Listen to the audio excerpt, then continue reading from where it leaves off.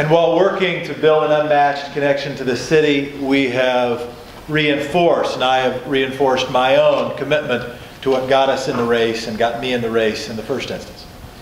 Getting Portland working better and for more people.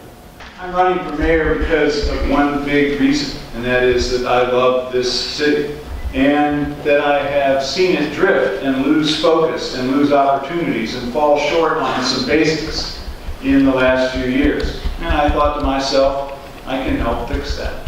I think there's not a lot of disagreement between us on this issue and several others about the objective of what should happen. The difference is I've had that experience of doing complicated intergovernmental negotiations. I heard Charlie this evening talk, and I expect to hear it again as we move forward the next 18 days, about the experience difference. That's a discussion I'm willing to have. There is one candidate in this race who's been elected anything in the last decade. There's one candidate in this race who started and run a successful organization of any meaningful size. That candidate is me.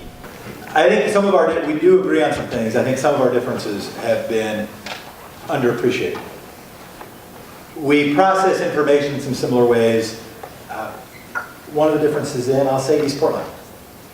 That my values have been more, I think, consistently applied in this race with respect to equity. I am not immune from politics or its hypocrisies. I do politics. But I also know that if we're going to improve our city, we have to improve our politics. That's why we've done 211 neighborhood house parties. It's why we've knocked on 70,000 doors. It's why we've gathered a historic number of individual donors. So there are at least a few white blood cells coursing through the stream of my brain and my political apparatus, how we see the world and how we apply power. And so ultimately, hopefully, we are slightly more a vessel for the public interest and able to not just navigate among existing power. And that stuff is important. Nobody likes talking too much about politics, but it's important because how we run for office is inextricably linked to how we govern. And ultimately, again, this race isn't about him and it's not about me.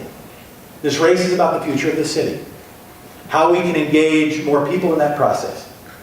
The greatest strength of Portland, Oregon is linked to one of our best stories of the city, which is Waterfront Park, which is supposed to be a freeway. And the reason it's not a freeway is not because of some politician, but because of people in our city who said, how about instead it's a park? And now it's a park. And in multiple intervals of history, this place has set an example to the nation of what a place can be, and we need to be that place again. And I can't do that, but we can do that. And I can help. Well, I want to thank you all for a great discussion and probably the best managed debate that we've done in this campaign. So again, bravo to the students.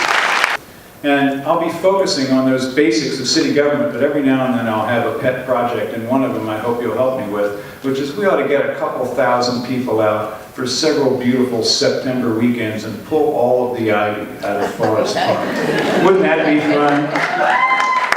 Now this is a serious job, and I'm a serious guy, and as Nancy said, I'm somebody who always wants to fix it.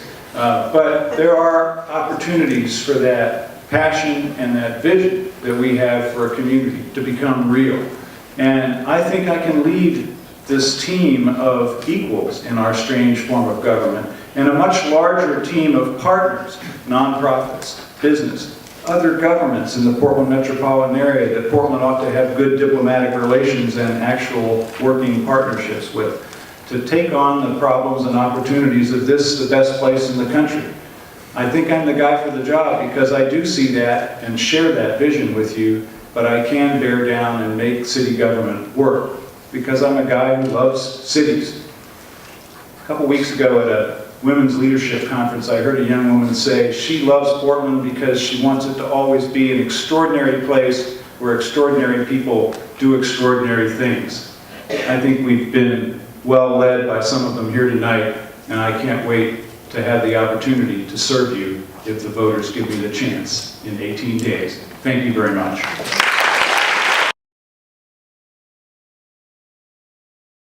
Well, I thought they were informative and very friendly and civilized. So I thought Jefferson Smith did a really good job. He kind of He was much more dynamic, ready to go, and attacked. He's a better debater, and it was about what I expected from watching the one last year. And so while Hales might have some good policies, I think Jefferson's just more dynamic, and in that debate at least, he won by a long shot. I think that the debate was really impressively run, and I thought that it was interesting to see the Howden Speak staff interact with the candidates. I thought it was a great debate. I loved getting to know the candidates better. I thought they both did a great job. I was surprised at how close they both are on a lot of the issues. I was expecting more contrast. But I think in all of the debates that they've had together, they've come pretty close together on these issues, and the differences are pretty subtle. What I thought about the debate was they didn't really talk about the differences. They really said that they thought the same thing pretty much.